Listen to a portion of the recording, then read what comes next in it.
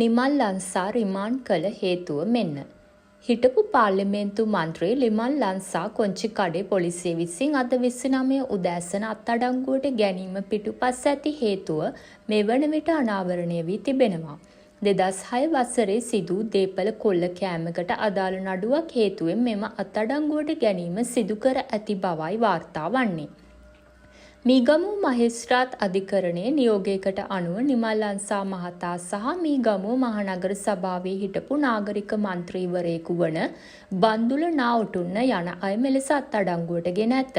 මෙම නඩුවට පාදක වී ඇත්තේ 2006 මාර්තු 9 වැනි දින කොච්චිකඩේ ප්‍රදේශයේදී මීගමුව මහනගර සභාවේ හිටපු උපනගරාධිපතිවරයෙකුගේ නිවසට සහ වාහනවලට පහර දී රුපියල් ලක්ෂ 28ක් වටිනා දේපල කොල්ල කෑමේ සිදුවීමකි. අදාළ නඩුව පසුගිය අගෝස්තු 28 වැනිදා කැඳවූ අවස්ථාවේදී සැකකරුවන් දෙදෙනා අත්අඩංගුවට ගෙන අධිකරණයට ඉදිරිපත් කරන ලෙස මීගමුව මහේස්ත්‍රාත් අධිකරණය පොලිසියට නියෝග කර තිබුණා. ඒ අනුව අද දින අත්අඩංගුවටගත් සැකකරුවන් දෙදෙනා අධිකරණයට ඉදිරිපත් කිරීමෙන් පසු ලබන සැප්තැම්බර් 12 වෙනිදා දක්වා ආරක්ෂිත බන්ධනාගාරගත කර තිබෙනවා. මේ සිදුවේ පැමිණිලිකරු මේ වන විට ඕස්ට්‍රේලියාවේ පදිංචි බවද වාර්තා වෙනවා. තවත් මෙවැනි උණුසුම් පුවත් දැන ගැනීම සඳහා අප channel එක සමග රැඳී සිටින්න.